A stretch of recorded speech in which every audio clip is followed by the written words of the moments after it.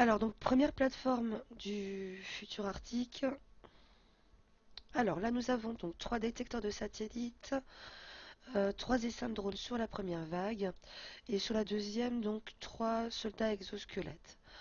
Sur cette compo, moi je vais encore partir en champion, ça ira sans trop de soucis.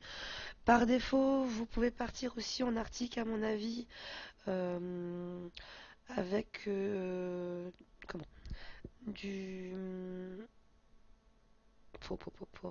une forteresse, hein, ça peut fonctionner. Je pense qu'à peu près toutes les unités là peuvent fonctionner, sauf ce qui est artillerie. Si vous n'avez pas d'Arctique, ou très peu, et que vous souhaitez le garder, partez soit en champion, hein, comme toujours, ça fonctionne bien. Par défaut, sinon vous pourrez partir avec un char d'assaut planeur. Ça fonctionnera aussi.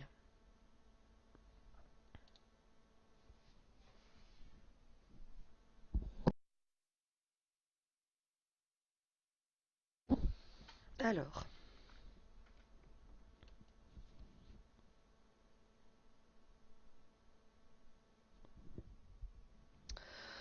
donc là je vais aller taper une première fois un essaim de drone qui est loin.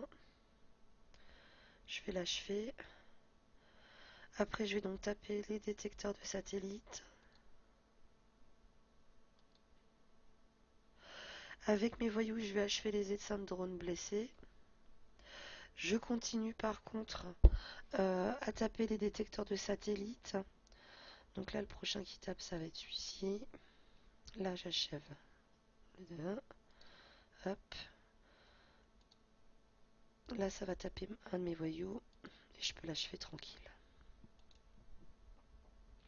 Alors, sur la deuxième vague, ce que je vous conseille de faire, c'est de ne pas avancer votre unité. Là, par contre, hein, parce que les exosquelettes ont une portée beaucoup plus courte, hein. Vous voyez que là, quand je passe sur une unité, le grisé ne va pas jusqu'au bout des voyous. Donc surtout, on ne bouge pas l'unité pour pas se la faire taper. Parce qu'en plus, les exosquelettes ont un bonus, hein, face aux lourds. Donc ce qu'il faut vraiment faire là, par contre, c'est avancer vos voyous au maximum pour que vous soyez sûr en fait qu'ils se fassent taper par les exosquelettes. J'ai déjà eu des surprises en combat à cause de ça. Donc là, je peux taper une première fois un exo.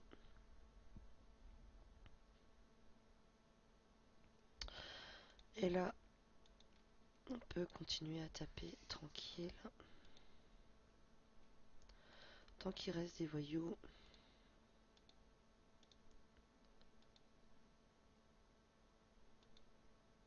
Et voilà.